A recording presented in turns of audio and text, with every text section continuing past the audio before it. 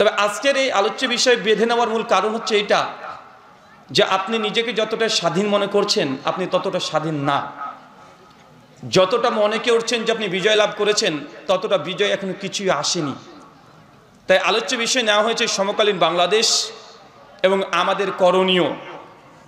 মনে রাখবেন, বাধা যতই বিশাল বিজয়ের আনন্দ ততই বাঁধ ভাঙ্গা। কয়েকদিন আগে দেখলেন না? কয়েকদিন আগে তো দেখেছেন, 4-5 মাস আগে যতই বাধা বিশাল আকারে ধেয়ে আসবে বিজয় জানবেন ততই সন্নিকটে চলে আসে। আচ্ছা, বর্তমান সিরিয়া এটা সম্পর্কে অবগত আছেন না? দীর্ঘ 53 বছর পর তারা স্বাধীন হয়েছে। দুঃখজনক হলো সত্য কথা যে মুসলিমরা যেখান থেকে স্বাধীন হচ্ছে এটা অমুসলিমদের কাছ থেকে নয়, মুসলিমরা মুসলিমদের কাছ থেকেই স্বাধীন হচ্ছে। যে বাংলাদেশের মানুষ নিজেদেরকে স্বাধীন মনে করছেন, কার কাছ থেকে? অমুসলিমদের কাছ থেকে না, মুসলিমদের কাছ থেকেই। সিরিয়া দেখেন, দীর্ঘ 53 বছর আহলে তাশাইয়ুশ শিয়ারা রাজত্ব করেছে, সুন্নিদের উপরে একের পর এক আক্রমণ করেছে, গুম, হত্যা, রাহাজানি। আপনাদের বাংলাদেশের মতো হাজার হাজার আলেমদেরকে তারা গুম করেছে, হত্যা করে দিয়েছে। কিন্তু গত 3 দিন হলো তারা বিজয় লাভ করেছে। সিরিয়া সম্পর্কে আপনারা অনেকেই জানেন না কি জিনিসটা। সিরিয়া যে ভূখণ্ড এটা ইসলামের, মক্কা মদিনা যেমন কেন্দ্র, সিরিয়া এটা হচ্ছে কেন্দ্র। নবী ঈসা আলাইহিস সালাম যখন আসবেন দ্বিতীয়বার গোটা বিশ্ব জগতে ইসলামিক খিলাফত প্রতিষ্ঠা করতে, কোথায় আসবে? মক্কাতে না, মদিনায় না, কোথায়? সিরিয়াতে আসবে। ইসলামের ইতিহাসে সবচেয়ে বড় বড় যা দেখবেন, শাইখুল ইসলাম ইমাম ইবনে তাইমিয়া রাহিমাহুল্লাহ সিরিয়ার জেলখানাতে দীর্ঘ 30টা বছর অতিবাহিত করে দিয়েছে। আল্লামা শাইখ নাসরুদ্দিন আলবানী রাহিমাহুল্লাহ তিনিও সিরিয়ার ওই জেলখানাতেই তিনি আবদ্ধ ছিলেন, গত 3 দিন আগে উন্মুক্ত করে দিয়েছে। মানে সিরিয়া কেন্দ্রিক হাদিস যদি খুঁজতে যান অনেকগুলো আপনি হাদিস পাবেন। তাই আলোচনার শুরুতেই গোটা বিশ্বের মুসলিমদের প্রেক্ষাপট সামান্যভাবে আপনাকে বলতে চাই, কেননা আহলুল হাদিস এই সমাজ সম্পর্কে আমি যতটা অবগত হয়েছি যে অন্তত অন্য সমাজের চাইতে আহলে হাদিস এই সমাজ এরা কোরআন এবং হাদিস অন্যদের চাইতেও একটা হলেও বেশি জানে। প্রতিদিন আলোচনা শুনছেন ঘন্টার পর ঘন্টা। আজকে আপনি আলোচনা শুনেছেন, আবার আগামীকাল আপনাদের অঞ্চলের আশেপাশে যখন জলসা হবে, ওয়াজ মাহফিল হবে, আপনারা অ্যাটেন্ড করবেন, শুনছেন। আমার মনে হয় না যে আপনারা শরীয়তের এমন কিছু বিষয় জানেন না, এমন কোনো বিষয় খুঁজে পাওয়া যাবে না। একই কথা কতদিন বলতে ভালো লাগে, বারবার একই কথা আর কতদিন বলবো আমরা। তারপরে যদি আপনারা যদি পরিবর্তন না হন আমাদের কিছুই করার নেই। 34 বছর ধরে শেখ আব্দুর রাজ্জাক বিন ইউসুফ হাফিজাহুল্লাহ একই বক্তব্য দিয়ে চলে যাচ্ছে, 34 বছর একই কথা। তারপরে যদি মানুষ যদি পরিবর্তন না হয়, একই কথা কতবার আর বলা যায়? আপনি শোনেন না এই কথা? শেখ আব্দুর রাজ্জাক বিন ইউসুফ হাফিজাহুল্লাহ দীর্ঘ 34 বছর ধরে বলছে, কেউ যদি জেনে বুঝে 1 টাকা সুদ খায়, মায়ের সঙ্গে জেনা করলে যে পাপ হয় সে পাপ হয়। এই হাদিস আপনার জানা আছে না? দীর্ঘদিন ধরে বলে আসছে, নেসাউন কাসিয়াতুন আরিয়াতুন, ওই মহিলারা জাহান্নামে যাবে যারা পোশাক পরবে, তারপরে উলঙ্গ পোশাক, কত জাজল্যমান।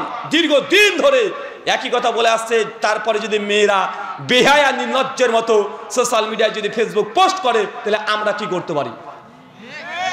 একই কথা বলে আসছে, মান তারাকা সালাতা মুতাম্মাদান ফাকাদ কাফারা, যে ব্যক্তি ইচ্ছাকৃত নামাজকে ত্যাগ করে দেবে সে কাফের হয়ে যাবে। এই হাদিস আপনার জানা নাই এমনটা নয়। শরীয়তের এমন কোনো মাসালা নেই যে আপনি জানেন না, জানার পরেও আপনি যদি আমলে বাস্তবায়ন না করেন, ভাই এখানে আমাদের কিছু করার আছে? কিছুই করার নেই। আল্লাহ সুবহানাহু ওয়া তাআলা বলছেন কোরআনুল কারীম সূরা গাশিয়া সূরা নম্বর 88 আয়াত নম্বর 20 এবং 21, ফাযাক্কির ইন্নামা আনতা মুযাক্কির লাস্তা আলাইহিম বিমুসাইতির। হে নবী, আপনার কাজ শুধু মানুষকে উপদেশ দেওয়া, আপনাকে জোর করার জন্য এই দুনিয়াতে প্রেরণ করা হয়নি। জোর করে আপনি ইসলাম মানাতে বাধ্য আমরা করতে পারি না। জাস্ট সত্য কথাগুলো আপনার সামনে পেশ করতে পারি। এত আলোচনা শোনার পরেও যদি ফজরে মসজিদে 20 জন মুসল্লি না হয়, আমরা কি করতে পারি? তাই আপনাকে নতুন কোনো তথ্য দেব এটা আমাদের দ্বারা সম্ভব নয়। আপনি সুন্নাত খুব ভালো বুঝেন, কোনটা সুন্নাত বিদাত আমার চাইতে আপনি বেশি ভালো বুঝেন। যদি বিদাতে লিস্ট করতে বলা হয় অন্তত মনে হয় আমার চেয়ে আপনি একটা বেশি করে ফেলবেন। কোনটা শিরিক? আহলে হাদিস সমাজ সবকিছু বুঝে নিয়েছে। তবে আজকে আপনার সঙ্গে আমি এইসব মাসালাগত বিষয় নিয়ে আলোচনা করব না। আমরা আলোচনা করব বর্তমান বাংলাদেশ এবং মুসলিমদের করণীয়। গোটা বিশ্ব জগতে কি ঘটছে এটা মুসলিমদের জানা উচিত। আপনি আমল করছেন না জানা পরে এটা আল্লাহকে হিসাব দিয়ে দিবেন, কিন্তু প্রেক্ষাপট এটা আপনার জানা উচিত। চলেন আলোচ্য বিষয় সমকালীন বাংলাদেশ, আমাদের করণীয়। গোটা বিশ্ব জগৎ আজকে যেটাকে বাংলাদেশ দেখছেন, আজ থেকে 50 বছর পূর্বে এটা বাংলাদেশ ছিল না। ভারত বাংলাদেশ, বর্তমান ভারত বাংলাদেশ, পাকিস্তান, আফগানিস্তান, নেপাল, ভুটান, এই সবগুলোকে মিলে সাবকন্টিনেন্ট বাররে সাগির ভারত উপমহাদেশ ছিল। একটা একটা করে আমরা ভাগ হয়েছি। অনেক মানুষ বলে যে রুহুল আমিন ভাই যে দিন কায়েম করতে হবে, ইসলামকে প্রতিষ্ঠা করতে হবে, আপনারা আহলে হাদিস সমাজ কেন এ বিষয়ে আন্দোলন করেন না, কেন এ বিষয়ে কথা বলেন না? আমি একটু উল্টো দিক থেকে বুঝি, মানে আমার বুঝতে হচ্ছে উল্টো দিক থেকে। কেন? আপনি দিন কায়েম করতে চাচ্ছেন, খুব ভালো কথা, কোনো সমস্যা নেই, আপনার সঙ্গে শতভাগ আমি একমত, কিন্তু আমার বুঝতে হচ্ছে উল্টো দিক থেকে। কিভাবে? আজ থেকে 200 বছর আগে চলে যায় উপমহাদেশ, যেগুলোকে ভারত, বাংলাদেশ, পাকিস্তান, আফগানিস্তান সব একসঙ্গে ছিল। সেই সময় ভারতবর্ষে মুসলমানরা 800 বছর ক্ষমতায় ছিল। কত বছর? 800। আরো জোরে বলেন। 800 বছর মুসলমান ক্ষমতায় ছিল না? 800 বছর, একটা দুইটা বছর নয় তো। 800 বছরের ক্ষমতা হঠাৎ করে কিভাবে কাফের মুশরিকদের হাতে চলে যায়? 800 বছর রাজত্ব আল্লাহ আমাদেরকে দিয়েছেন, দিন কায়েম করার সুযোগ দিয়েছেন। রাজা, বাদশাহ, মন্ত্রী যা ছিল সবগুলো মুসলমানকে মুসলমান নয় সেই সময়। 800 বছর 96 হিজরিতে মোহাম্মদ বিন কাসেম প্রথম ভারতে আসেন। তারপর গোটা ভারতবর্ষের গোটাটা শুধু একটা দুইটা অঞ্চল নয়, সমগ্র ভারতকে দখল করে নিয়ে 800 বছর ক্ষমতায় ছিল। আপনাদের বিশেষ করে চাঁপাই নবাবগঞ্জ, এদিকে উত্তর দিনাজপুর, আমাদের ওখানে উত্তর দিনাজপুর, দক্ষিণ দিনাজপুর, বিহার, মুর্শিদাবাদ, সবগুলো আহলে হাদিসের একদম জিহাদের মার্কার ছিল। সেইগুলো 800 বছর ক্ষমতায় ছিলাম। হঠাৎ করে কি হলো যে আল্লাহ আমাদের 800 বছরের রাজত্ব, আমাদের ক্ষমতা আল্লাহ কেড়ে নিয়ে কাফের মুশরিকদের হাতে দিয়ে দিল? আগে আপনাকে এই পয়েন্ট বের করে নিয়ে আসতে হবে যে আমাদের ক্ষমতা তাদের হাতে গেল কেন? আমরা কি ক্ষমতা পাই নাই? কথা মনে বুঝতে পারছেন না? আর আমরা তো ছিলাম ক্ষমতায়। আমাদের পূর্বপুরুষ যারা আছে তারা কি করেছে গোটা ভারতবর্ষকে ঘেটে রাখেন। 800 বছর ক্ষমতা থাকার পরেও একটা উঁচু মানের কোনো বিশ্ববিদ্যালয় ভারত উপমহাদেশে একটাও করে নাই। সেই সময়তে যা করেছে, স্ত্রীকে এত ভালোবাসতো, ওই ভালোবাসা দেখাতে গিয়ে, জাহির করতে গিয়ে তাজমহল তৈরি করেছে 22 বছর ধরে। ভালোবাসা দেখাতে গিয়ে সেই সময় তাজমহলের পেছনে যা খরচ হয়েছে, সেই সময় যদি মনে করতো যে মুসলিমদের জন্য প্রত্যেকটা রাজ্যে একটা করে বিশ্ববিদ্যালয় খুলবে, মুসলিম বিশ্ববিদ্যালয় খোলা সম্ভব ছিল। খুলেছে? ইতিহাস যদি পড়া যায়, ইতিহাস পড়তে গেলে তখন লজ্জা লাগে। 800 বছরের ইতিহাস, লজ্জাতে মাথা নিচু করে ফেলতে হয় যে আমাদের মুসলিম, আমাদের পূর্বপুরুষ তারা শেষ পর্যন্ত শুধুমাত্র নিজেদের ক্ষমতার লড়াই চালিয়ে গিয়েছে। ক্ষমতায় টেকার জন্য বাপ ছেলেকে হত্যা করেছে, ছেলে বাপকে হত্যা করেছে। কি করে না? কথা বলেন। করেছে। আমি এখানেই অবাক। 800 বছর ক্ষমতায় ছিলাম, কিছু করলাম না, আবার এখন আমরা বলছি যে আবার আমাদের ক্ষমতায় যেতে হবে, দিন কায়েম করতে হবে, আমাদের পয়েন্ট বের করতে হবে কি কারণে আমাদের ক্ষমতা অমুসলিমদের হাতে চলে গেছে। আচ্ছা, স্পেন দেশটার কথা মনে আছে? স্পেন মুসলিমরা কত বছর শাসন করেছে? কত বছর? ওটা প্রায় 800 থেকে 900 বছর মুসলমানদের রাজত্ব। ফিলিস্তিন পুরো ভূখণ্ড, আজকে এখানে আমরা সুন্দরভাবে আলোচনা শুনছি, কোনো টেনশন চিন্তা নাই। কিন্তু আজকে 1 বছর 2 মাস হয়ে গেল, 1 বছর 2 মাস মুসলিমদের উপর নির্যাতন চলছে কি চলছে না? অথচ ফিলিস্তিনের ভূখণ্ডটা পুরোটাই মুসলিমদের দখলে ছিল। ওমর বিন খাত্তাব রাদিয়াল্লাহু তাআলা সেই সময় পুরো ফিলিস্তিনকে দখল করে নিয়েছে। আজকে ফিলিস্তিনে মুসলিমদের জায়গা নেই। বাইতুল মুকাদ্দাস ইহুদিরা দখল করেছে। ভারতের বাবরি মসজিদ মুশরিকরা দখল করেছে কি করেনি? আচ্ছা, আমরা কি করলাম? গোটা বিশ্বের এই প্রান্ত থেকে ওই প্রান্ত সব জায়গায় দেখেন মুসলিমরা আজকে নির্যাতিত, নিষ্পেষিত, লাঞ্ছিত, বঞ্চিত, পদদলিত। আগে আপনাকে কারণ বের করতে হবে যে একটা সময় ছিল অর্ধ পৃথিবী আমরা মুসলমানরা ক্ষমতায় ছিলাম।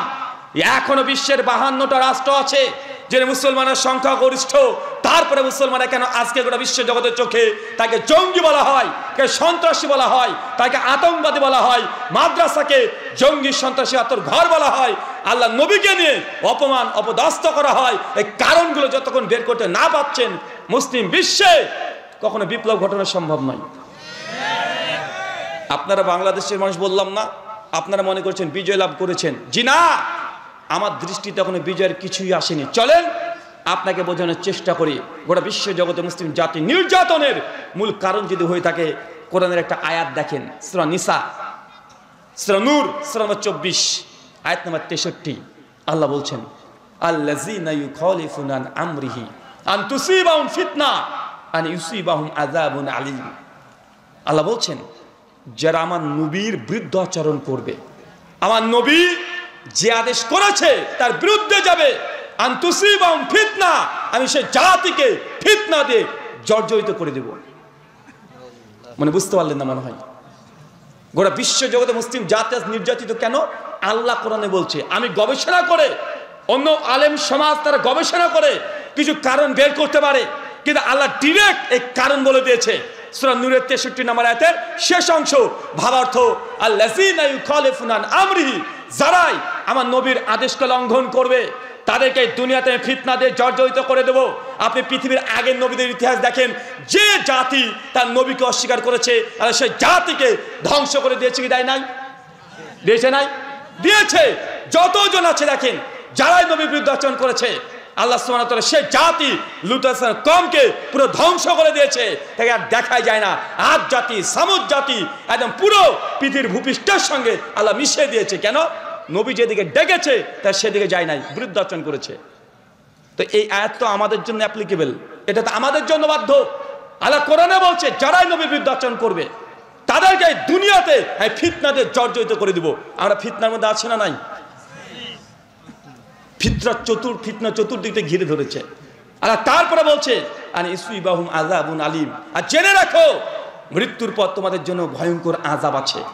আপনি এই আয়াতের ব্যাখ্যাটা বুঝতে পারবেন যে নবীর বিরুদ্ধে আচরণ করা কাকে বলে।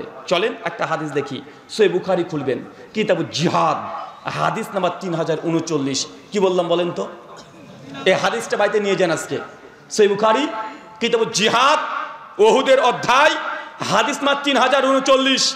আল্লাহ নবী জীবদ্দশাতে যতগুলো যুদ্ধ করেছে, যতগুলো জিহাদে অংশগ্রহণ করেছে, তার চেয়ে সবচেয়ে ভয়ঙ্কর, মর্মান্তিক, দুর্ধর্ষ জিহাদের নাম হচ্ছে উহুদের যুদ্ধ। যে যুদ্ধে মুসলমানরা হেরে গেছে। কি হয়েছে বলেন তো? মুসলমানরা হেরে গেছে।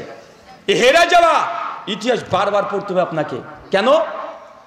হেরে যাওয়া ইতিহাস যদি না পড়েন, কেন যে হেরেছে তারা, এটা যতক্ষণ ধরতে না পারবেন ততক্ষণ পর্যন্ত আপনি কখনো সফলতার দ্বার প্রান্তে উপস্থিত হতে পারবেন না। চলেন, উহুদের কয়েকদিন আগে আল্লাহ নবী স্বপ্ন দেখছেন। স্বপ্নতে দেখছেন যে নবীর সাহাবীগণ অনেকেই রক্তাক্ত অবস্থায় উহুদের প্রান্তে পড়ে আছে। নবীজি ঘুম ভেঙে গিয়ে অবাক যে আমার সাহাবীরা রক্তাক্ত অবস্থায় পড়ে আছে। আর নবীদের স্বপ্ন ওহি কি ওহি নয়?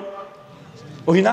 ওহি। নবী বুঝতে পেরেছেন, সাহাবীদের সঙ্গে পরামর্শ করছে যে আমার সাহাবীরা এমন স্বপ্ন দেখেছি, তোমাদের মন্তব্য কি? সাহাবীরা আল্লাহ নবীকে সমর্থন করবে, ইয়া রাসূলুল্লাহ জিহাদ যেহেতু ফরজ আল্লাহ করে দিয়েছে তা আমরা পেছনে সরব না, চলেন যা হয় হবে, আমরা আবার আপনার সঙ্গে আছি। আল্লাহ নবী যখন সাহাবীদের এই জজবা যখন দেখলেন, সঙ্গে সঙ্গে সাহাবীদেরকে নিয়ে পরামর্শের বৈঠক সঙ্গে সঙ্গে শুরু করে দিলেন। তার মানে বোঝা যাচ্ছে কোনো কিছু সিদ্ধান্ত নেওয়ার আগে বড়দের সঙ্গে পরামর্শ করতে হবে। কথা বুঝতে পারলাম না? পরামর্শ করতে হবে। যখন পরামর্শতে বসেছে আল্লাহ নবী সাহাবীদেরকে তখন রণকৌশল পরিবর্তন করছে। কেন? কারণ নবী আগে দেখে নিয়েছে এই যুদ্ধে মুসলিমরা ক্ষতিগ্রস্ত হবে। নবী সঙ্গে সঙ্গে রণকৌশল চেঞ্জ করলো। উহুদের প্রান্তে কয়েকদিন পর গিয়েই চতুর্দিকে নবী তাকিয়ে দেখছে যে কোন দিক থেকে কিভাবে সৈন্যদেরকে মোতায়েন করা যায়, দাঁড় করানো যায়, যারা মুসলিমদের কোনো ক্ষতি না হয়। আর যারা উহুদের প্রান্তে গিয়েছেন আপনারা দেখবেন যে উহুদের একটা ঢোকার গেট, একটা বের হওয়ার গেট। যদিও এখন মডার্ন সৌদি এগুলোকে আর রাখে নাই, সবগুলো পরিবর্তন করে ফেলেছে। সেই সময় ওহুদের প্রান্ত পর্বত একদিকে ঢুকতে পারতো আর একদিক দিয়ে বের হতে পারতো, মাত্র দুটোই গেট ছিল। আল্লাহ নবী ঢুকে দেখছে চতুর্দিকে এরকম ব্যাপার। সঙ্গে সঙ্গে আব্দুল্লাহ বিন জুবাইর আনসারী, বিখ্যাত সাহাবী, কঠিন তীরন্দাজ, তীর নিক্ষেপ, কখনো তার লক্ষ্যভ্রষ্ট হতো না। ওই সাহাবীকে ডাকলেন, ডেকে আল্লাহ নবী 50 জন আরো সাহাবী দিলেন। চাচা বলেন তো কতজন? 50 জন। আব্দুল্লাহ বিন জুবাইর রাদিয়াল্লাহু আনহু একজন সাহাবীর নেতৃত্বে 50 জন সাহাবীকে আল্লাহ নবী মুতায়েন করে দিলেন।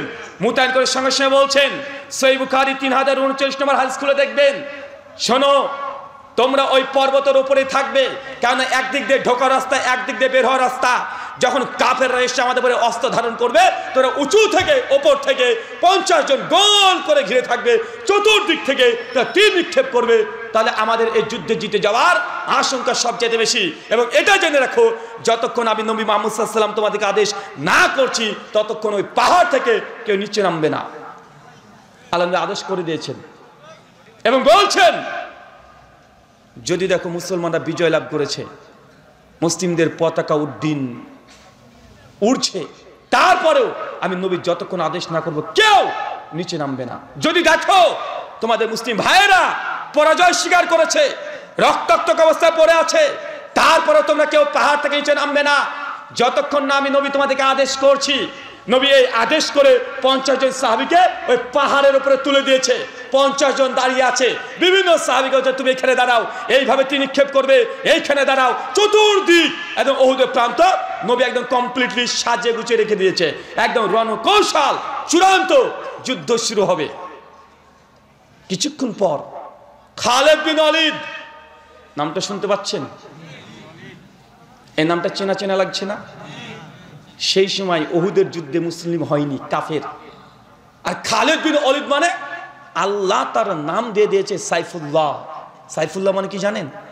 আল্লাহ তরবারি। খালিদ বিন ওয়ালিদ যে যুদ্ধে অংশগ্রহণ করেছে, সে যুদ্ধে তার বিজয় হয়েছে। কাফেরদের পক্ষে যে যুদ্ধে গিয়েছে, বিজয়। মুসলমানদের পক্ষে এসেছে, তবুও বিজয়। জীবনে কোন যুদ্ধে তিনি হেরে যাননি। অবাক হবেন, এত যুদ্ধ করেছে, কোন যুদ্ধে খালিদ বিন ওয়ালিদ মৃত্যুবরণ করেনি, বিছানায় মারা গেছে, বিছানায়। এত যুদ্ধ অংশগ্রহণ করেছে কেন? কারণ আল্লাহ তাকে উপাধি দিয়েছে সাইফুল্লাহ। যুদ্ধে যদি মরে যায়, আল্লাহ তরবারি পরাস্ত হতে পারে? পারে না। খালিদ বিন ওয়ালিদ সেই সময় কাফেরদের নেতা।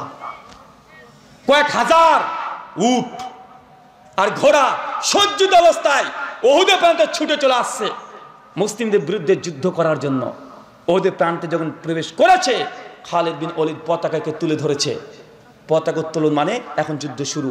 ময়দানে সঙ্গে মুসলমান নেতা যারা ছিল, তারাও ঝাঁপিয়ে পড়েছে। তুমুল লড়াই। এই লড়াই বর্ণনা করা সম্ভব হবে না, এত লড়াই, ঘন্টার পর ঘন্টা তরবারি দিয়ে লড়াই চলছে। উপর থেকে সাহাবীরা একদম লক্ষ্য ভেদ করে 50 জন আছে, উপর থেকে তীর নিক্ষেপ করে কাফের যতগুলো ছিল সবাইকে একদম তছনছ করে দিয়েছে। কয়েক ঘন্টায় কাফেররা ওহুদের প্রান্ত ছেড়ে দিয়ে একদম দৌড়তে দৌড়তে একদম ওহুদের প্রান্ত ত্যাগ করে পালিয়ে গেছে। কয়েক ঘন্টায় মুসলমানরা জিতে গেছে। আনন্দ উল্লাস, সাহাবীরা আনন্দ করছে, তাকবীরের ধ্বনি দিচ্ছে যে আমরা জিতে গেছি। কয়েক ঘন্টা 50 জন সাহাবী এমন ভাবে তার তীর নিক্ষেপ করেছে যে নিচ থেকে কাফেররা অত উঁচুতে তারা তীর দেখতে পাচ্ছে না কোন দিক থেকে আসছে। মনে হচ্ছে চতুর্দিকে ঝড়ের মতো তীর এসে কাফেরদেরকে লক্ষ্য করে এমন ভাবে যুদ্ধতে অংশগ্রহণ তারা করেছে, একদম কাফেররা কয়েক ঘন্টায় ওদের মাঠ ঠেলেছে চলে গেছে। মুসলমানরা জিতে গেছে। উল্লাস, যে বাংলাদেশের মানুষরা আপনারা উল্লাস করছেন, একজন পালিয়ে গেছে তাই। জি, আপনার উল্লাস করছেন, আনন্দিত না? তাকবীর সবাই দিচ্ছে, সাহাবীরা তাকবীর দিচ্ছে, আনন্দ, হাস্য উজ্জ্বল। গনিমতের মাল আছে, সবাই কুরাতে চলে গেছে, কুড়িয়ে নিয়ে চলে আসছে গনিমত। কাফেররা থুয়ে পালিয়ে যাচ্ছে। আপনারা করছিলেন, মনে পড়ছে? দেখেন বাংলাদেশের সমকালীন আর ওহুদের যুদ্ধ দুটোকে মিলান তো, দেখেন তো মিলছে কিনা। আমি ঘটনা বলছি, সহিহ বুখারী 3039 নম্বর হাদিস, 1400 বছর আগেকার হাদিস, নবীর জীবদ্দশাতে ঘটে গেছে। দেখেন মিলে কিনা। সাহাবীরা গনিমত কুড়াচ্ছে, সবাই খুশি, তাকবীরের ধ্বনি চলছে। আর কাফেররা পালিয়ে যাচ্ছে মাঠ ত্যাগ করে। আপনাদের সেম একই অবস্থা। আপনি মনে করছেন এখনই জিতে গেছেন, এখনই বিজয়ের স্বাদ নিতে যাচ্ছেন, এখনই আনন্দিত উল্লাসিত। মনে রাখবেন এখনো কিছুই হয় নাই, কেবল 50% কাজ হয়েছে এক ঝটকায়, আরো 50% কাজ আছে। আর বাংলাদেশের বুকে কালেমার পতাকা উড্ডীন করতে হবে। এখনো কিছুই হয় নাই, ইসলাম এখনো কায়েম হয় নাই, আলেম সমাজ এখনো ওই জায়গাতে যায় নাই, মাত্র কয়েকজন গিয়েছে। আপনাদের উল্লাসিত হওয়ার কারণে, আপনাদের আনন্দের স্রোতে ভেসে যাওয়ার কারণে পেছন থেকে না জেনেবার কে এসে তারা দখল করে বসে যায়। আর 10 বছর পর আপনার ছেলেরা বলবে বা আপনি নিজে বলবেন আগে যেটা ছিল সেটাই ভালো ছিল। এই কথা যেন শুনতে না হয়। সাবধান, সতর্ক থাকতে হবে। রাজনীতি অনেক সূক্ষ্ম বিষয়। আমি কখনো রাজনৈতিক বক্তব্য দিই না, তবে হাদিসের আলোকে যতটুকু আমি বুঝেছি বাংলাদেশের সিচুয়েশন আমার কাছে মনে সেম মিলে যায়। চলেন, আপনি উল্লাসিত হচ্ছেন। সেই সময়তে মনে পড়ে আমি মালয়েশিয়াতে ছিলাম। ওই যে 5 তারিখ মনে পড়ছে না? 5 তারিখ, সেই সময়তে আমি মালয়েশিয়াতে ছিলাম। ডক্টর জাকির নায়েক হাফেজাহুল্লাহর সঙ্গে সাক্ষাতের উদ্দেশ্যে সাক্ষাৎ হয়েছিল। কিছু প্রোগ্রামে অ্যাটেন্ড করেছিলাম। 2 তারিখ আগস্টের। 3 তারিখ বাংলাদেশের বিখ্যাত জনপ্রিয় আলোচক শেখ মিজানুর রহমান আজহারি হাফেজাহুল্লাহ, তার সঙ্গে মালয়েশিয়ার এক জুমা মসজিদে আমাদের সাক্ষাৎ হয়, দীর্ঘক্ষণ আলোচনা হয়। সেই সময় গোটা পৃথিবীর মিডিয়া, মানুষের চোখ সব বাংলাদেশের মিডিয়াগুলোর দিকে ছিল না? আমি সেই সময় ভাবলাম যে কি এবার হঠাৎ করে বাংলাদেশের তরুণ যুবক এত রাজপথে ঢাকাকে, রংপুরকে দখল করে নিচ্ছে, হচ্ছেটা কি? আরে যুবকদেরকে তুমি চিনি, আমি তো আপনাদেরকে চিনি না। আমি তো চিনি, বাংলাদেশে প্রায় 500 মানে প্রোগ্রাম করা হচ্ছে, আপনাকে চিনি না? এই যুবকদেরকে চেনা আছে। এরা তো রাস্তায় নামার কথা নয়। রাতারাতি কি ঘটে যাচ্ছে এটা? জমায়েত করার কথা ছিল 6 আগস্ট, হঠাৎ করে সিদ্ধান্ত পরিবর্তন। 6 আগস্ট হবে না, আজকেই বেরোতে হবে, চল বাড়া। সব বেরিয়ে গেছে 5 তারিখ, মনে পড়ছে না? 5 তারিখ সব বেরিয়ে গেছে। গোটা বিশ্বের মাঝ তাকে ঘটছেটা কি? ছোট ছোট ছেলে, বাচ্চা ছেলে। আরে এরা রাজনীতি বুঝে না, অর্থনীতি বুঝে না, এরা পড়াশোনা কিছু মানুষ করে, আর কিছু ছেলে আছে ওরা তো সারাদিন পাবজি গেম খেলতে ব্যস্ত। এরা কি ব্যাপার রাস্তায় নেমে গেল? আমি কারণ খুঁজে বের করার চেষ্টা করছিলাম যে এত দ্রুত কাজ ঘটছে কিভাবে, এদের পেছনে কে আছে, কারা ইন্ধন দিচ্ছে, কারা শক্তি যোগাচ্ছে? কোন রাজনৈতিক ব্যক্তিরা পেছন থেকে দেখছি না, নাই কোনো হুজুররাও নাই। তো এই নামছে কেন? তো অনেক মোটামুটি একটা কারণ পেয়েছি। এখন এসব যুবকরা অস্বীকার করতে পারে, তবে অনেকগুলো কারণের মধ্যে এটাও একটা কারণ যেটা কাজ করেছে। কোনটা জানেন? ওনার সিদ্ধান্তটা ভুল ছিল। ওই যে 7 থেকে 10 দিন ইন্টারনেট বন্ধ রেখে দিয়েছিল। এই 7 থেকে 10 দিন ইন্টারনেট বন্ধ রাখার জন্য মানে ছোট থেকে বুড়ো পর্যন্ত সবাই তার উপরে ক্ষিপ্ত হয়ে গেছে। আরে তুই ক্ষমতায় থাকবি কি থাকবি না আমার তো দেখা দরকার নেই। আরে তুই মন্ত্রী হবি না প্রধানমন্ত্রী হবে, আমার কি দরকার? আরে আমার দরকার পাবজি খেলা, তুই নেট বন্ধ করলি কেন? ক্ষমতায় কে থাকবে আমার দেখা দরকার নেই। আরে সুইস ব্যাংক থেকে কত কোটি টাকা রাখবে আমার জানা দরকার নেই। যুবকদের তো সেন্স এটাই ছিল। আরে বেচারা 10 দিন ইন্টারনেট বন্ধ, 10 দিন গার্লফ্রেন্ডের সঙ্গে কথা বলতে পারেনি, মেসেঞ্জারে চ্যাট হচ্ছে না, কিছু নাই। একদিন যদি গার্লফ্রেন্ডকে দেখতে না পায় যুবকরা মনে করে যে বিষ খেয়ে মরে যাব। আর 10 দিন একে দেবদাস বানিয়ে রেখে দিয়েছে। তাই এর আগে সহ্য করবে? কথা বলেন। এই জন্য প্রত্যেকটা মানুষের মানে এই 10টা দিনের যে রাগ, এই 10টা দিনের রাগে যুবকদের রাগে ভেসে চলে গেছে। তবে এ কথাই ঠিক, বাকি যে 50% কাজ আছে, এই 50% কাজ এই যুবকদেরকে করতে হবে। এই স্রোতে গা ভাসালে হবে না। এখনো কোনো কিছু ঘটে নাই, এখনো 1-এর পরিবর্তে 2 এসছে, আসবে, থাকবে। কিন্তু যতদিন পর্যন্ত ইসলাম যতক্ষণ এখানে প্রতিষ্ঠিত না হচ্ছে ততদিন পর্যন্ত ইন্ডিয়া থেকে, ভারত থেকে যে আপনারা বিচ্ছিন্ন হয়েছেন, কেন হয়েছেন? ধর্মের কারণে। কিসের কারণে? ভারত থেকে বাংলাদেশ ভাগ কেন হয়েছে?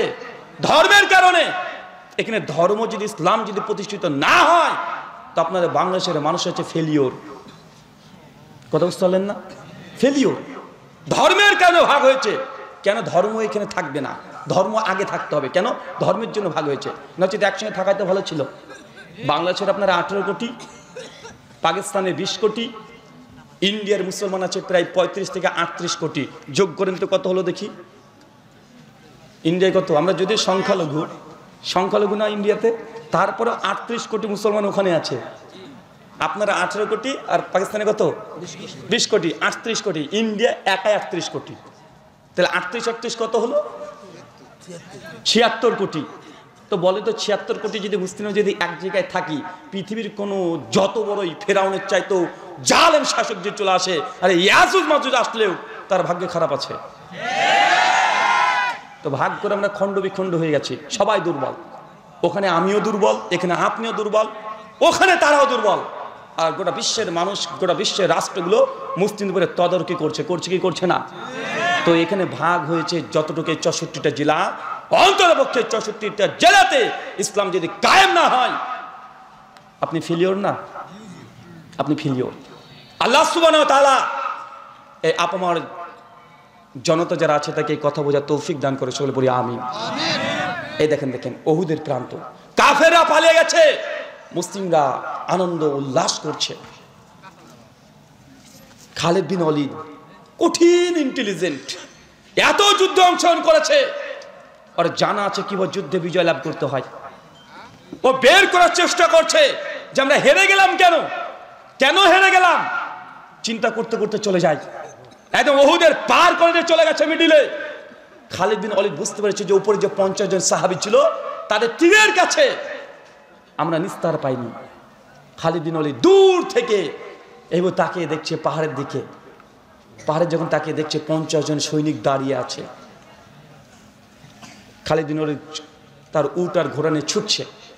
আর যখনই মুসলিম সৈনিকরা নিচে বিজয়ের স্বাদ গ্রহণ করছে, জিতে গেছি, আনন্দ উল্লাসিত গনিমত নিয়ে, সাহাবীদের মধ্যে তখন কাড়াকাড়ি চলছে নিচে।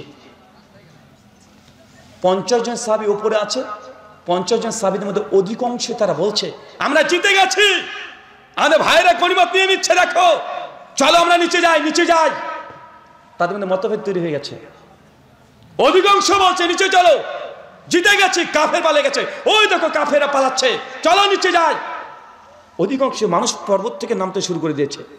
আব্দুল্লাহ বিন জুবায়ের আমির যাকে নিযুক্ত করেছে নবী, তাদেরকে উদ্দেশ্য করে খবরদার কেউ তোমরা নিচে নেমো না। তোমরা কি জানো না নবী কি আদেশ করেছে? নবী এখনো আমাদেরকে কারো কাছে দুধ পাঠায় নাই, নবী এখনো আদেশ করে নাই খবরদার তোমরা কেউ নিচে নামবে না, নবীর আদেশ যতক্ষণ না আসে। সাহাবীদের মধ্যে দুই দল, বড় দল তখন বলছে আরে জিতে গেছি তো, সবাই গনিমত কুড়াচ্ছে, কাফের পালিয়ে গেছে, এখানে আমরা তো জিতে গেছি, এখন থেকে বা লাভ কি? আব্দুল্লাহ বিন জুবাইরের কথা না শুনে অধিকাংশ সাহাবী তারা গিরিপথ থেকে নামতে শুরু করেছে, নেমে গনিমত করে চিৎকার মারছে আর গনিমতকে সংগ্রহ করতে শুরু করে দিয়েছে।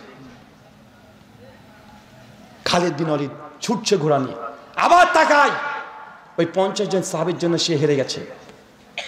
তাকিয়ে দেখছে ওই গিরিপথ ফাঁকা, কেউ নাই, উঁচু টিলা ফাঁকা হয়ে গেছে, কেউ নাই, মাত্র 5-7 জন ঘোরাঘুরি করছে।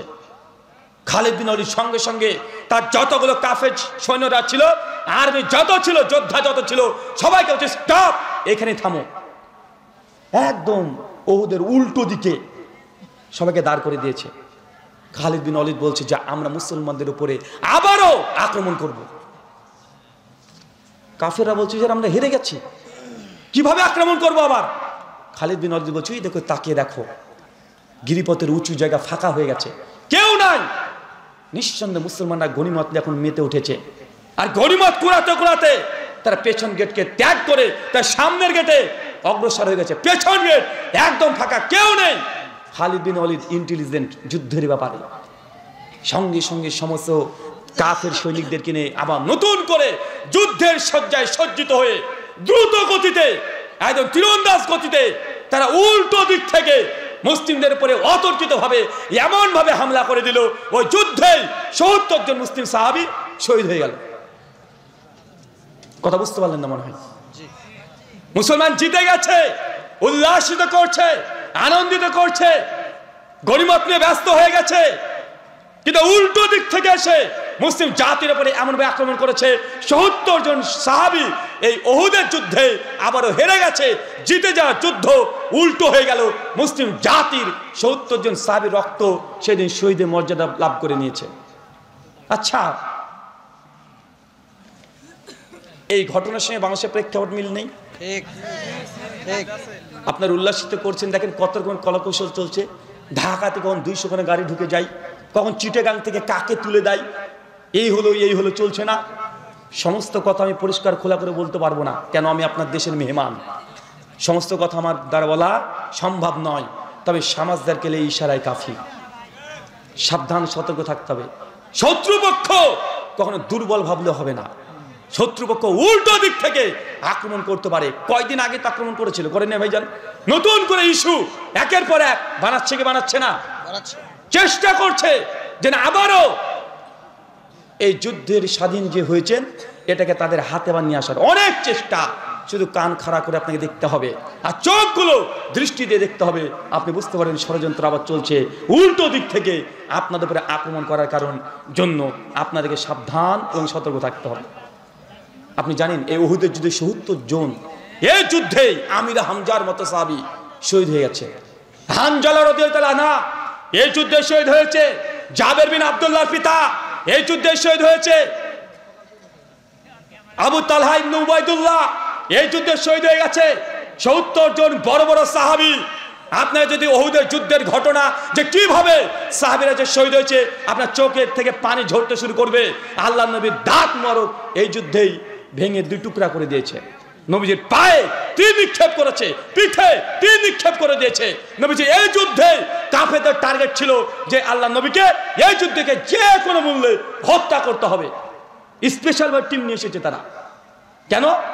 তার কয়েক বছর আগে বদরের যুদ্ধে মুসলিমরা কাফেরদেরকে ধূলিসাৎ করে ছেড়ে দিয়েছে, তাই দ্বিতীয় পাল্টা তারা আক্রমণ করার চেষ্টা করেছিল।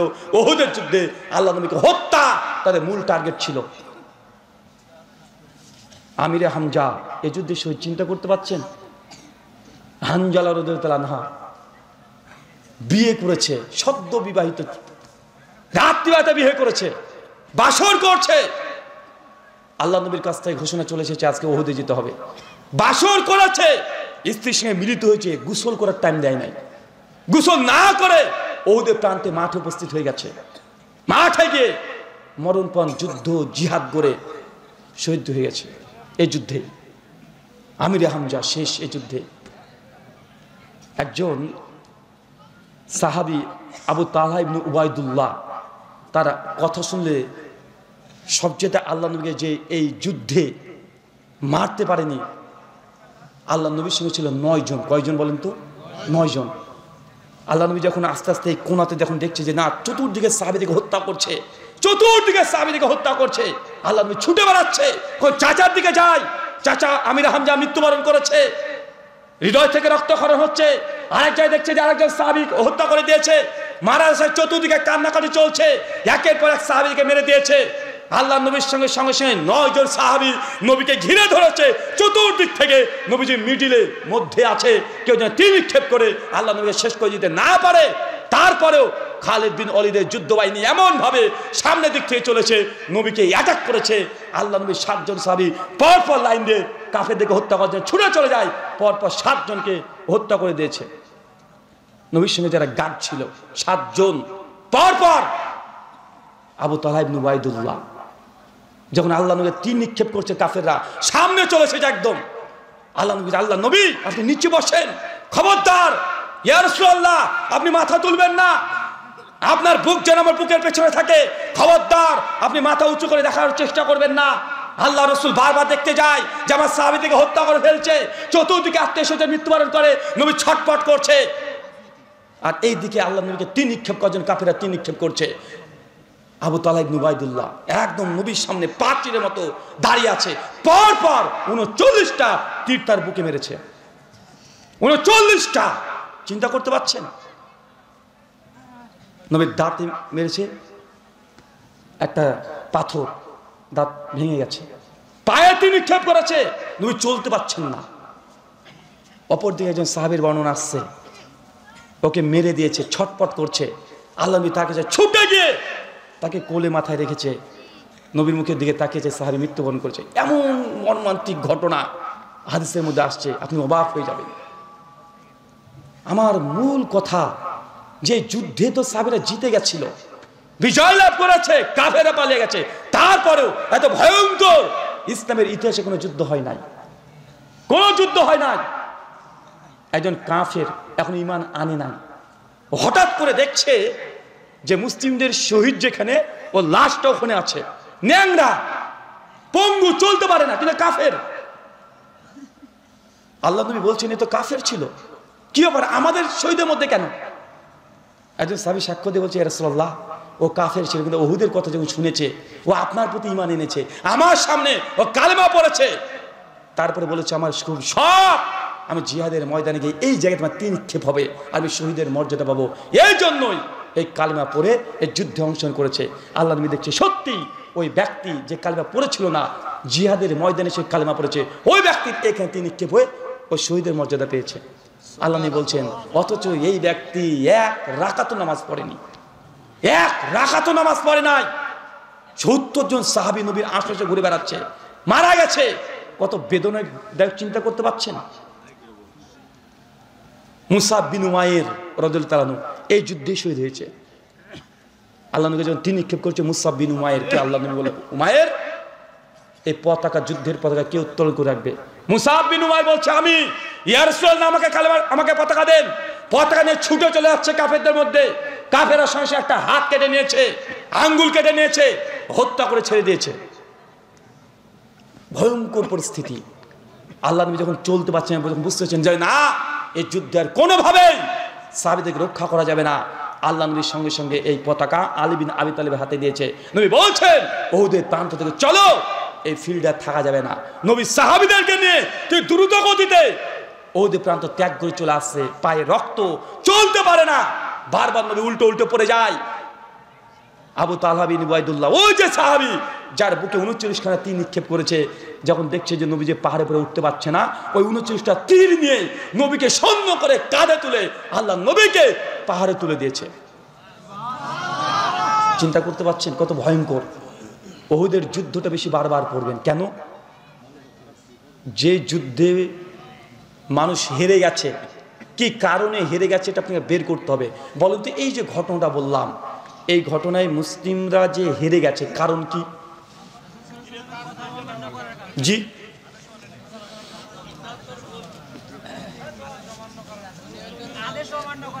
এক হচ্ছে আদেশ অমান্য, দুই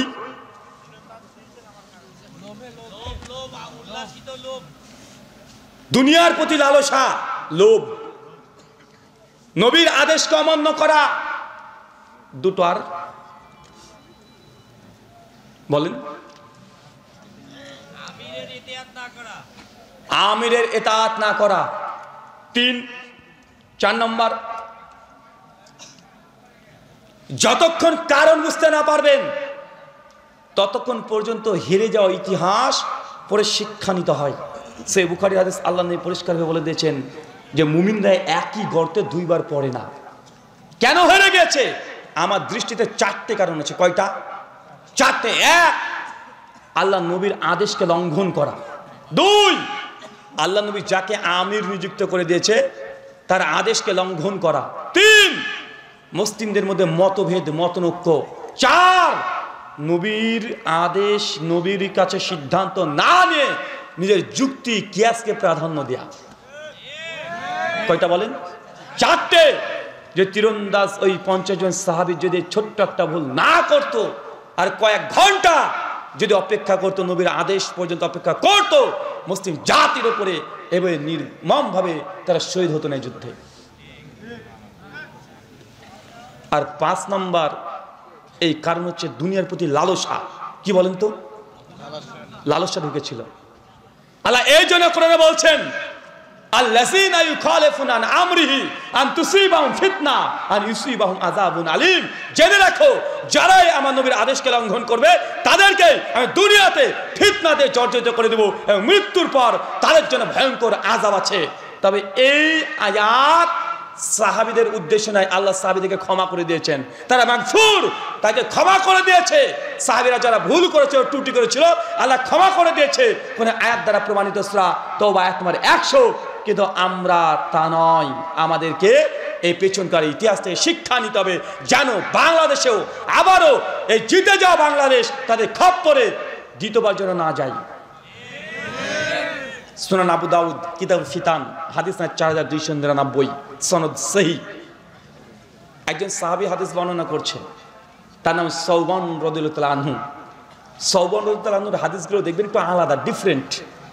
উনি অজুর ফজিলত বর্ণনা করেন না, উনার হাদিসগুলোই আলাদা, একদম স্বতন্ত্র, গভীর তত্ত্বভিত্তিক হাদিস। আর ওই 5টা কারণ মনে রাখেন। এক হচ্ছে নবীর আদেশ আপনার বিরুদ্ধে চলে গেলেও আপনাকে মেনে নিতে হবে। যতক্ষণ মুসলিমদের এই জজবা তৈরি না হচ্ছে, মুসলিমরা বিজয় লাভ করতে পারবে না।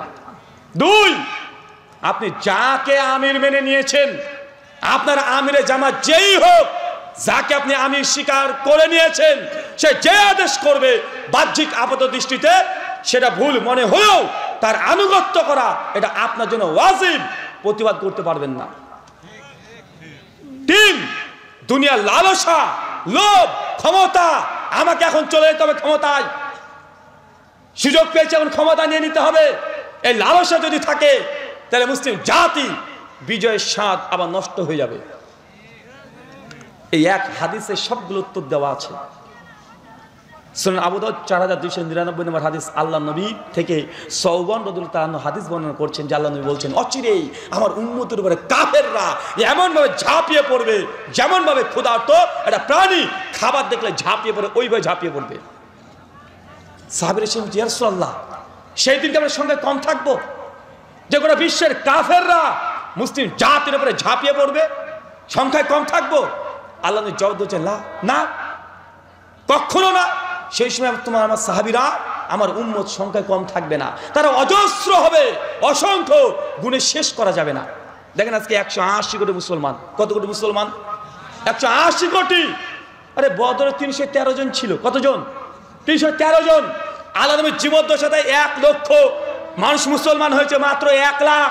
কিন্তু আজকে নবীর উম্মাহ গোটা বিশ্ব জগতে কত? 180 কোটি। আল্লাহ নবী 1400 বছর আগে ভবিষ্যৎবাণী করছে। চিন্তা করে দেখেন যে আল্লাহ নবী, তিনি যে নবী, তার এটা একটা প্রমাণ। যেই সময় তিনি এই ঘটনা বলছেন, হাদিস বলছেন, সেই সময় এই ডিজিটাল লাইট তো দূরের কথা, হারিকেনের কাছে আবিষ্কার হয় নাই, ট্রেন তো দূরের কথা, সেই সময় সাইকেলে ভল টিউবও আবিষ্কার হয় নাই। সেই সময় নবী এইভাবে এমনভাবে ঘটনা বলছে, আজকের দিনটাকে সামনে রেখে বলছে। গোটা বিশ্ব মুসলিম জাতি নির্যাতিত না? মুসলিমদের বিরুদ্ধে যাওয়ার জন্য দেখেন মুশরিকরা, ইহুদি, খ্রিস্টান, নাস্তিক সবাই একজোট হয়ে মুসলিমদের বিরুদ্ধে লাগে কি লাগে না? সবাই একসঙ্গে এসে মুসলিমদের ঝাঁপিয়ে পড়েছে। পুরো বিশ্বে মুসলিমদের কাছে নির্যাতিত তারা। এখানে এই হাদিস ডাইরেক্ট নবী বলছেন, আল্লাহ নবী এর কারণ বলেছে। কি বলেছে বলেন তো? কেন মুসলিম জাতিকে নির্যাতন করা হবে, কেন তারা নিষ্পেষিত হবে? 2টো কারণ। 1, হুব্বুদ দুনিয়া। আমার এই উম্মত তা দুনিয়াতে নিয়ে মেতে থাকবে, সব সময় দুনিয়া দুনিয়া দুনিয়ার পেছনে ছুটবে। এটা হচ্ছে মুসলিম জাতি ধ্বংস হওয়ার কারণ। কি বললাম বলেন তো ভাইজান? দুনিয়ার প্রতি লালসা, লোভ, যা করবে সে দুনিয়া দেখানোর জন্য। দেখেন আপনি বিয়ে করছেন দুনিয়াকে দেখানোর জন্য। মেয়েটা যাই হোক, এটা সুন্দরী হতে হবে। কেন? মোটরসাইকেল নিয়ে একটু ঘুরতে পারবো, লোকে বলবে পেয়েছে একটা। আছে না নাই কথা বলেন? ও মেয়েটা যদি 10 বার 100 জন ছেলের সঙ্গে যদি ও বিছানায় সবাই কাটায়, আপনি জানেন যে সুন্দরী, আপনি বিয়ে করে নেন। আছে না নাই? আবার আপনি বলছেন যে তালাকপ্রাপ্ত, ডিভোর্সি, বিধবা মেয়েকে যুবকরা বিয়ে করতে চায় না। আছে না? কেন? বলছে বিয়ে করা, ডিভোর্সি, তালাকপ্রাপ্তা, বিধবা, তাকে যদি বিয়ে করি গ্রামের মানুষ টিটকিরি মেরে বলবে যে অন্যের জিনিস খাচ্ছে, দেখ। বলে না? দুনিয়াকে দেখাতে হবে। অথচ তোমাকে বলে যায় তোমার ওই সুন্দরী, তোমার স্ত্রী একদম ইউনিভার্সিটি থেকে পাশ করে চলে এসেছে, তুমি মনে করছো যে না সুন্দরী, তাকে তুমি বিবাহ করছো। অথচ অনেক হাজার হাজার বিধবা, তালাকি, ডিভোর্সি মেয়েরা আছে, তোমার ওই ইউনিভার্সিটি পাশ করা মেয়েটা চাইতেও অনেক ভালো, তার ইজ্জত সম্মান অনেক বেশি, হাজারও আছে। কারণ এই ডিভোর্সি বা এই বিধবা মেয়েটি ও হালাল ভাবে একজনের কাছে তার ইজ্জত বৈধভাবে সে শেয়ার করেছে, কিন্তু তোমার গার্লফ্রেন্ড তুমি ছাড়াও আরো 10 জনের সঙ্গে ও বিছানায় সময় কাটায়, 10 জনের সঙ্গে। কিন্তু এই মেয়েটি তো ডিভোর্সি, এটা তালাক প্রাপ্তা, স্বামী মারা গেছে, তুমি তাকে বিয়ে করতে চাও না কেন? কারণ দুনিয়াকে দেখাতে হবে একটা মাদ্রাসার আলেমা বা একটা দিনদার পরেশদার নারী সুন্দরী না, তার তাকওয়া অনেক, 5 ওয়াক্ত নামাজ পড়ে, তাহাজ্জুদের সালাত আদায় করে, দান সাদাকা সবকিছু ঠিকঠাক, পর্দা মেনটেন করে চলে। কিন্তু তুমি তাকে দেখতে গেছো বিয়ের আগে, সব ঠিক আছে, মেয়েটা একটু কালো, তুমি রিজেক্ট করে দিয়ে চলে আসছো। আসছে না কথা বলেন?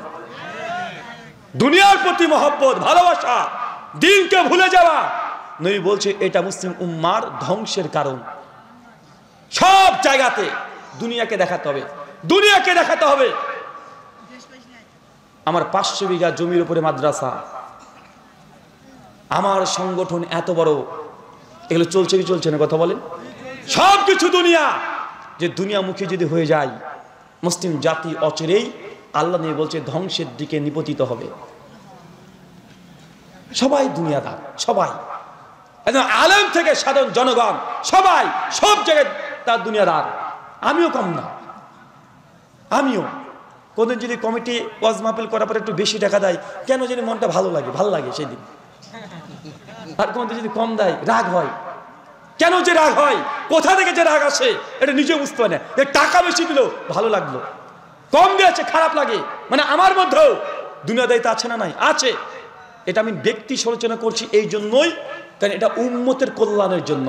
যতক্ষণ পর্যন্ত দুনিয়ার এই মোহ, লালসা, লোভ ত্যাগ না করতে পারবেন, ততক্ষণ মুসলিম জাতি তার 56 খানা রাষ্ট্র থাকবে ঠিক, কিন্তু সবগুলো কিন্তু দাসের মতো তার জীবনযাপন করবে।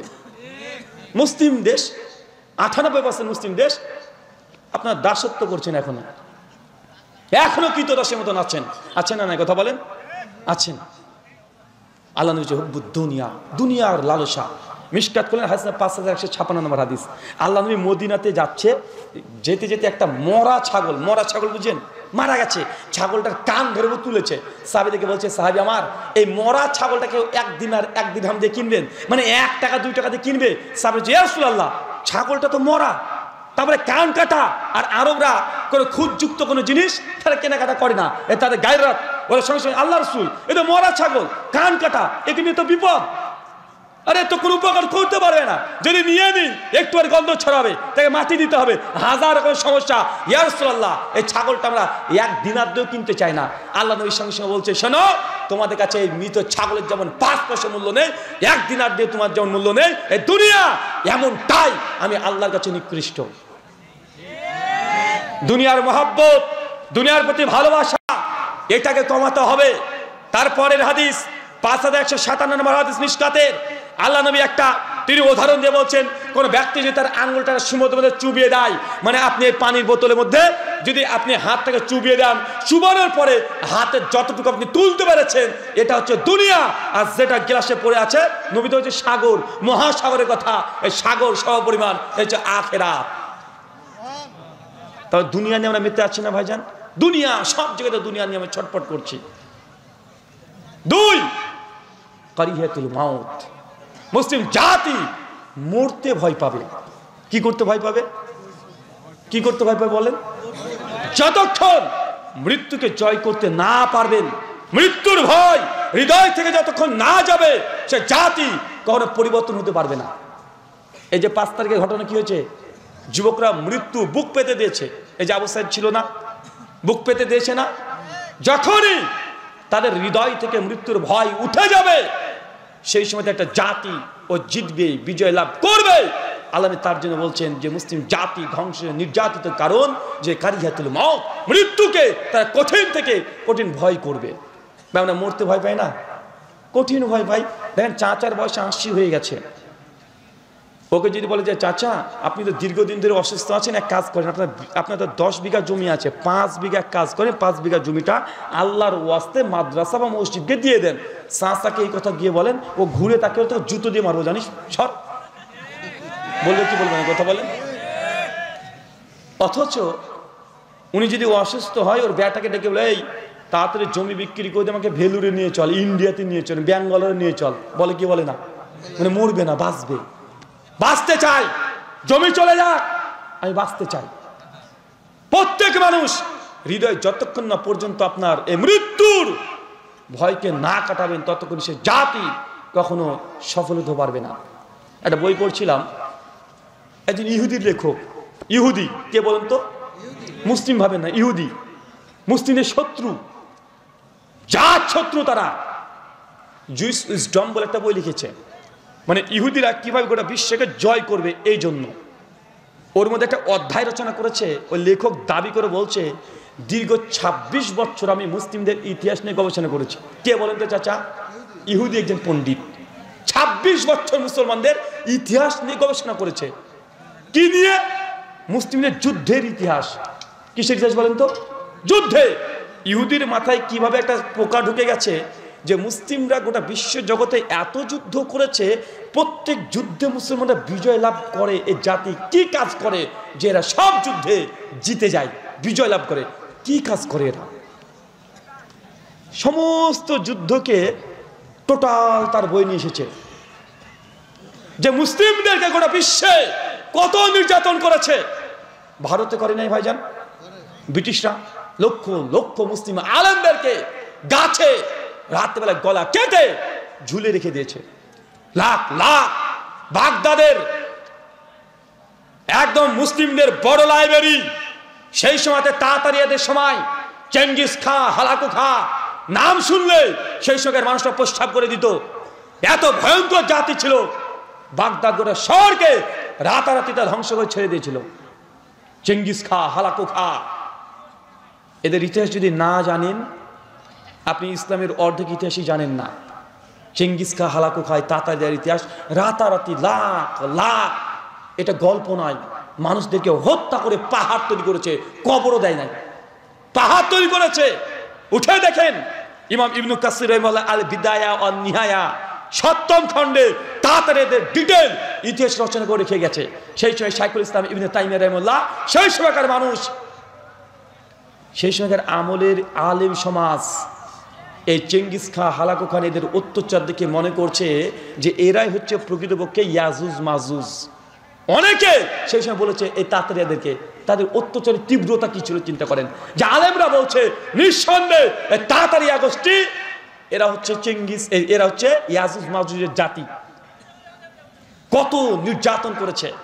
ইহুদি পণ্ডিত সবকিছু সমাধান করে বলছে যে জাতিকে চেঙ্গিস খান মতো ব্যক্তির এসে ধ্বংস করতে পারে নাই, বরং মুসলিমরাই সালাউদ্দিন ইউসুফি চেঙ্গিস খানের গোষ্ঠীকে ধ্বংস করে ছেড়ে দিয়েছে। বড় বড় জাতির সঙ্গে মুসলিমদের লড়াই হয়েছে। সেই সঙ্গে বড় বড় জাতির সঙ্গে কুরসেরের ইতিহাস থেকে সবকিছুতে মুসলমানকে ধ্বংস করেছে, মুসলমানের মাঝে সাত করে আবার গোটা বিশ্ব জগতে রাজত্ব করেছে। ইহুদির ওই গবেষণা করে বলছে এই জাতি এত এনার্জি কোথা থেকে পায়, কিভাবে, কোন যুদ্ধ কৌশল তাদের কাছে আছে যে তাদের সঙ্গে গোটা বিশ্বের কেউ পারে না। বইটার শেষে ছোট্ট একটা কথা লিখেছে, অবাক হয়ে যাবেন। তিনি বলছেন যে আমার 26 বছরের গবেষণার ফল, কোনো মুসলিম আর্মিদের কখনোই সৈনিক বেশি ছিল না, সামরিক ফোর্স বেশি ছিল না, অস্ত্র বেশি ছিল না। তবে এই জাতির জেতার একটাই কারণ, মুসলিম আর্মি মুজাহিদদের মধ্যে মৃত্যুর ভয় ছিল না। উনি বলছেন যে জাতি মরতে ভয় পায় না। যারা আল্লাহর কাছে দোয়া করে যে আল্লাহ তুই শহীদের মর্যাদা দাও, যারা মৃত্যু চায় প্রতিদিন 5 বার নামাজে মৃত্যু চায়, তো সেই জাতিকে কি দেখে ভয় দেবেন, কি দেখে ভয় করাবেন তাকে? ও তো মরতেই চায়, ও হাসি মুখে চলে আসে মরতে। তো যে জাতির হৃদয়ের মধ্যে মরার জন্য আকাঙ্ক্ষা করে, দোয়া করে তাদের ঈশ্বরের কাছে যে আমাকে মৃত্যু দাও আল্লাহ, আমাকে মৃত্যু দাও, কাফেরদের হাতে যেন মরে যায়। যে জাতি এমন জজবা নিয়ে মাঠে নামবে, সে জাতিকে আর কে ভয় দেখাতে পারে? ও তো মরতে চায়। এটা ইহুদি পণ্ডিতের গবেষণা। আচ্ছা, এখন মুসলিমদের কি? এত সুন্দর আলোচনা শুনছেন, এই মাঝখান দিক দিয়ে একটা ছুঁচো যদি দৌড় মারে না, ছত্রভঙ্গ হয়ে যাবে। এখন যে একটা ছুঁচো বোঝেন তো ভাই, ওই যে ইঁদুর যদি একটু ক্যালবাল করে চলে যায় না মাঝখান দিয়ে, অর্ধেক মানুষ এই ফিল্ড ত্যাগ করে পালিয়ে যাবে। কিন্তু মুসলিমদের ইতিহাস, তারা মৃত্যুকে ভয় করেনি বিধায় তারা প্রত্যেক যুদ্ধে তারা বিজয় লাভ করেছে। এটা আপনি বাস্তব প্রমাণ পাবেন। কি জানেন? আচ্ছা, যখন একজন মুজাহিদ যখন লড়াই করে, তার পিছু কোনো টান থাকে না, সে হাসি মুখে লড়াই করছে। কারণ সে যদি জিতে যায়, যদি বিজয় লাভ করে, বেঁচে যাবে, গাজী হয়ে যাবে, আর মৃত্যুবরণগুলো শহীদ হয়ে যাবে। সবচেয়ে সেরা মৃত্যু যার হৃদয় এটা আছে। আর যতগুলো সরকারের যত আর্মি ফোর্স আছে, তারা কিসের জন্য লড়াই করে? যে আমি লড়াই করছি ও তার পদমর্যাদা লাভের জন্য করে না ভাইজান, ও টাকার জন্য।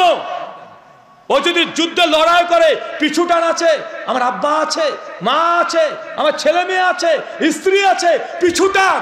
কিন্তু মুসলমান তার হৃদয়ে আমি মরতে চাই, এরকম জজবা নিয়ে মাঠে নামলে পৃথিবীর যত বড় আর্মি আসুক না কেন, যত বড় বড় গোষ্ঠী আসুক না কেন, জাতির কাছে কেউ টিকতে পারবে? কথা বলেন, টিকতে পারবে না। কিন্তু এই যে আল্লাহ নবী হাদিসে বলছে কারিহিয়াতুল মওত, মুসলিম জাতি সেই সময় মৃত্যুকে ভয় পাবে, মরতে ভয় পাবে। এই জন্য মুসলিম জাতির উপরে নির্যাতন, নিষ্পেষণ এটা হবে। এটা হাদিসের আলোকে আপনাকে কারণ বললাম।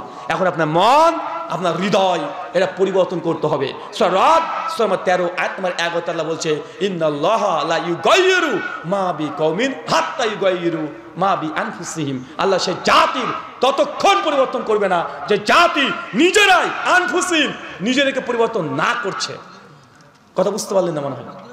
আল্লাহ বলছেন ইন্নাল্লাহা লা ইউগাইয়িরু মা বিকওমিন। আল্লাহ সেই জাতির ততক্ষণ পরিবর্তন করবে না, সে ব্যক্তি ততক্ষণ পরিবর্তন করবে না, যে জাতি যতক্ষণ না নিজেরা পরিবর্তন না করে। সেই দিন 5 তারিখে যদি বাংলাদেশের তরুণ যুবকরা যদি পরিবর্তন না করত, যদি ঝাঁপিয়ে না পড়তো, এরকম বাংলা পেতেন? এরকম বাংলা পেতেন না। পরিবর্তন নিজেকে আগে করতে হবে। আপনি পরিবর্তন করেন, ইনশাল্লাহ আল্লাহ আপনাকে সহযোগিতা করবে। আল্লাহ চাইলে আসমান থেকে বদরের যুদ্ধের মতো আবারও ফেরেশতা নাজিল করতে পারেন কি পারেন না? আল্লাহ আবারও পারেন, আল্লাহ করবেন। কিন্তু নিজেদের নাফস, অন্তর, এটাকে একটু পরিবর্তন করেন। দুনিয়ার লালসা বাদ করতে হবে। যাকে আমির মেনে নিয়েছেন, যাই বলুক না কেন, তার আনুগত্য করেন। নিজের বাপের বিরুদ্ধে চলে গেলে আপনাকে তারপরেও আল্লাহ নবীর আদেশকে মেনে চলতে হবে। হারাম বর্জন করেন, গুনাহ থেকে দূরে থাকেন, পাপকে ভয় করেন। ছোট ছোট পাপকেও হৃদয়ের মধ্যে বড় পাহাড়ের সমান ভয় করতে হবে। যতক্ষণ পর্যন্ত এই নিজের নাফস অন্তরকে পরিবর্তন করতে না পাচ্ছেন, তখন পর্যন্ত মুসলিম জাতিকে পুরো বিশ্বের কাছে জঙ্গি, সন্ত্রাসী, আতঙ্কবাদী এই নামগুলোতে আগে আমাদেরকে এই নামে মানুষ ডাকবে, নির্লজ্জের মতো আমাদেরকে শুনতে হবে। আল্লাহ সুবহানাহু ওয়া তাআলা আমাদের হৃদয়, আমাদের মন তুমি পরিবর্তন করে সকলে বলি আমিন, আমিন। আপনাদের কাজ কি বললাম বলেন তো? এই আলোচনা থেকে কি শিখলেন? জি হ্যাঁ, নিজের পরিবর্তন আগে করতে হবে। 1, 2 লোভ লালসাকে দূর করে দেন। 3 আমির যাকে মেনে নিচ্ছেন তার আনুগত্য করেন। 4 নিজের বিরুদ্ধে চলে গেল নবী যে আদেশ করেছে, নবীর আদেশকে মানার চেষ্টা করেন। মাযহাবের দোহাই দিয়ে, নিজের দল মতের দোহাই দিয়ে নবীর আদেশ, নবীর সুন্নাতকে ছোটখাটো মনে করা যাবে না। যদি করেন, আল্লাহ বলছেন তুসিবাম ফিতনা, আমি সেই জাতিকে ফিতনা দিয়ে জর্জরিত করে দেব। আল্লাহ সুবহানাহু ওয়া তাআলা এই 5টা যে পরামর্শ আপনাদেরকে দিলাম, আমি সহ আপনাদের প্রত্যেককে আমল করার তৌফিক দান করো, সকলে পড়ি আমিন। আচ্ছা, আলোচনা প্রশ্ন তো করবো না, ছুটি নেবেন? জি, আজকে প্রথম আপনাদের বাংলাদেশে এসেছি, মাঝে ছিলাম না, তাই আজ কালকে দুপুর 12টায় বাড়ি থেকে বের হয়েছি। তারপরে রাস্তাতে চলতে এসে রাত্রি 8:30টার দিকে পৌঁছেছি। তাই আপনার চেয়ে আজকে আমি অন্তত পক্ষে বেশি ক্লান্ত। আলহামদুলিল্লাহ, কাল থেকে আবার স্বাভাবিক হয়ে যাবে। জি, প্রশ্ন করেন।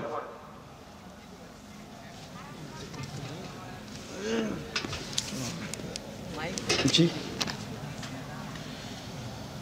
সম্মানিত উপস্থিতি, আমাদের সম্মানিত মেহমান আসসালামু আলাইকুম। সৈয়দ আলী ওই যে আপনার দাওয়াত করতে গেছিল, ও নিজে 10,000 টাকা আপনাকে দিয়েছে। আমাকে কেন আপনাকে অর্ডার করে আসছিল, 10,000 টাকা। কি বলছিল? এই ভাইয়ের সঙ্গে কথা বলো, এই ভাইয়ের সঙ্গে কথা বলো। একজন প্রশ্ন করেছেন, মোহতারাম জুমার সালাতে কয়টি আযান দিতে হবে? কোরআন ও হাদিস দ্বারা বুঝিয়ে দিবেন। শুকরান ভাই প্রশ্ন করেছেন জুমার দিনে কয়টা আজান দেবে। সমস্যা দুইটা না তিনটা, তাই না? দুইটা না তিনটা তো নাকি? হ্যাঁ? দুইটা না একটা না, তা তো না। হাদিসে দুটো না একটা নিয়ে দ্বন্দ্ব নেই, দুইটা না তিনটা হবে। কারণ একামতকেও হাদিসে আজানই বলা হয়েছে। একামত আজান না, তার মানে কি হল হিসাবে? দুইটা না তিনটা। তো আপনার ভাষায় বলি একটা না দুইটা, না যদি আপনার মাথার উপর দিয়ে চলে যেতে পারে। সহিহ বুখারী কিতাবে জুমা হাদিস মানে 12, 13, 14, 15, 16 পরপর হাদিস আসছে। যারা দুই আজানের পক্ষে তারাও এই মশালায় একমত, যারা এক আজানের পক্ষে তারাও এই মশালায় একমত যে আল্লাহ নবীর জামানায় একটাই আজান হয়েছে।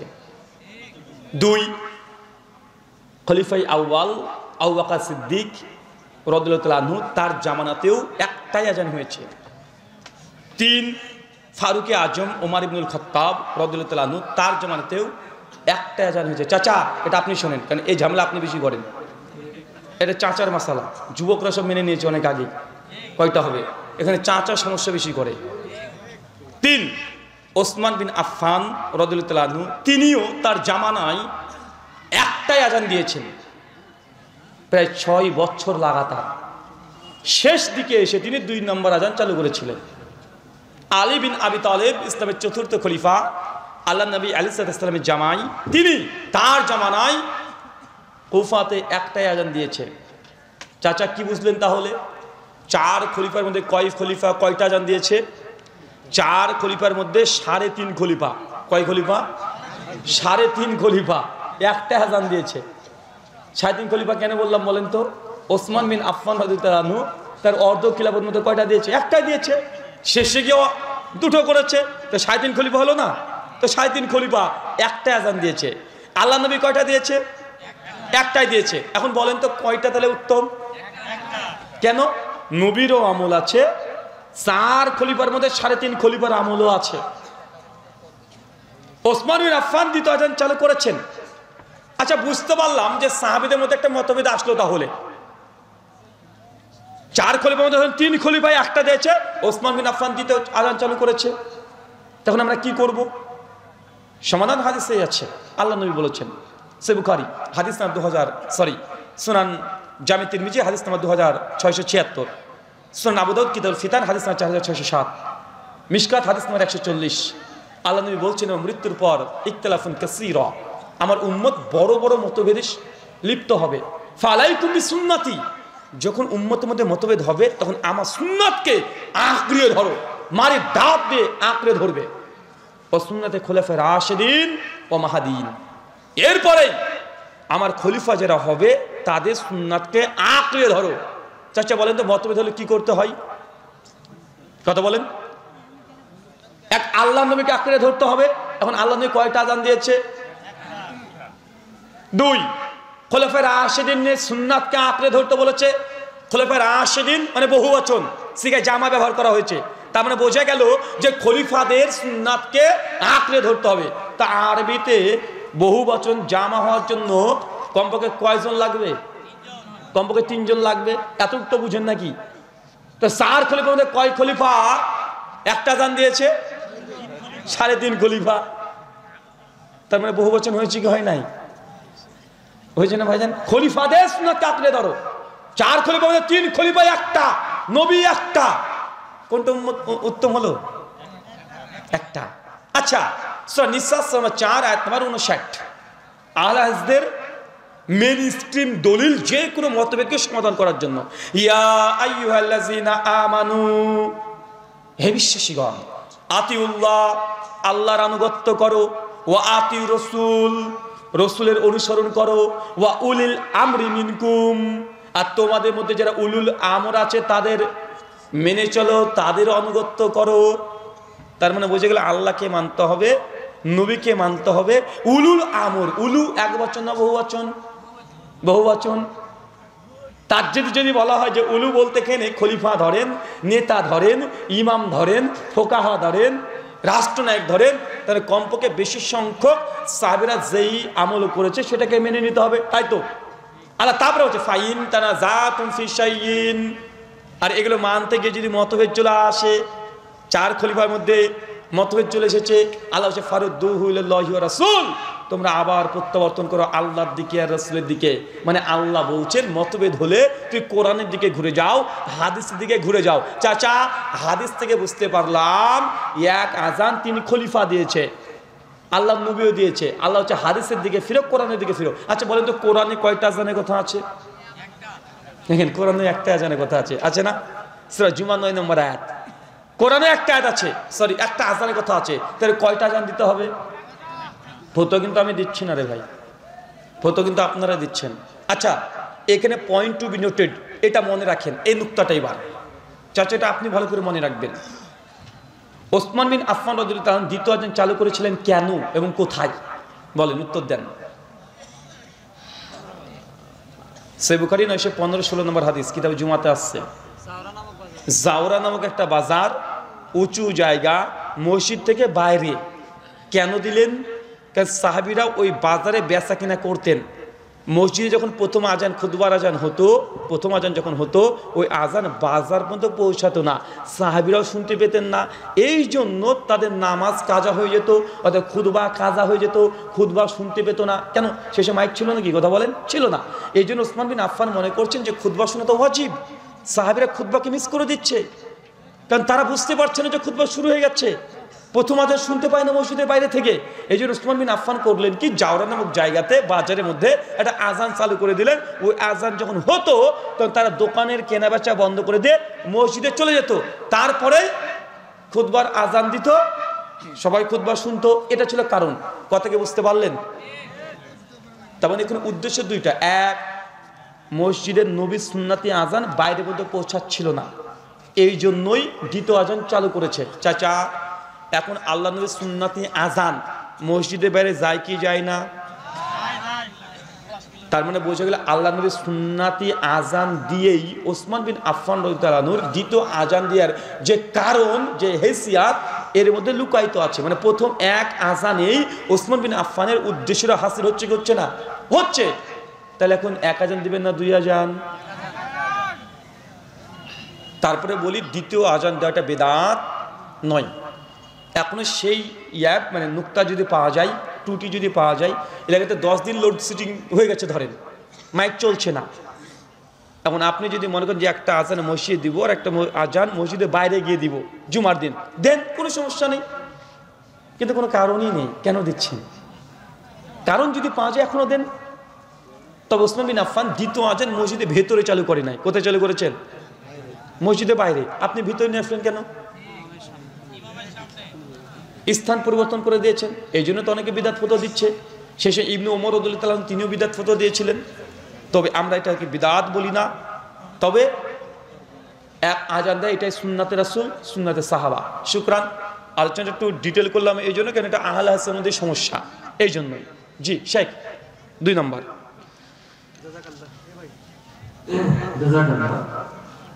একজন প্রশ্ন করেছেন, সালাতের কাতারের মধ্যে খুঁটি থাকলে চলবে কি? জামি তিরমিজি হাদিস নাম্বার 212, 13, 14 কাতার অধ্যায়ে আল্লাহ নবী বলছেন, দুই মানে কাতারের মধ্যে যেন কোনো রকম বিচ্ছিন্নতা না হয়। সুনান আবু দাউদ হাদিস 665, 66, 67। আর কাতারের মধ্যে যদি কোনো থম থাকে, আল্লাহ নবী নিষেধ করেছেন, কাতারের মধ্যে বিচ্ছিন্নতা করা যাবে না। ইমাম আহমদ ইবনে হাম্বল রাহিমাহুল্লাহর ফতোয়া, তিনি বলেছেন যে মসজিদের মধ্যে মানুষের আধিক্যতা বেড়ে যায়। কি বললাম বলেন তো? মসজিদের মানুষের আধিক্যতা বেড়ে যায়, বা যে কোনো জায়গাতে জামাত হচ্ছে, এখানে মসজিদ পূর্ণ হয়ে গেছে, মানে কাতারটা ওই থমের মধ্যে পড়ে যাচ্ছে, এই ক্ষেত্রে কেউ যদি কাতার যদি থমের মধ্যে রেখে দিয়ে যদি করে নামাজ জায়েজ হয়ে যাবে। কথা বুঝতে পারলেন? স্বাভাবিক গতিতে তাই যে মসজিদে 2 কাতারি মুসল্লি হয়, এখন একটু আগে পিছিয়ে করলে ওই কাতার থেকে পিলার বা থমটাকে আপনি বিচ্ছিন্ন করতে পারবেন, তাই থমের মধ্যে কাতার করবেন না, একটু পিছনে চলে যান বা আগিয়ে আসেন। কথা বুঝতে পারলেন? এটা মাজুর অবস্থায় কেউ যদি কাতারের মধ্যে যদি পিলার চলে আসে জায়েজ, স্বাভাবিকভাবে অনুচিত সুন্নাতের বিরুদ্ধে আচরণ করা। 2 নম্বর, নামাজ বাতিল হয়ে যাবে এমনটা নয়, এবং নামাজের এটা ওই ভাই হানাফি ভাইদের মধ্যে মুকরু হবে, মানে মাকরু। জি,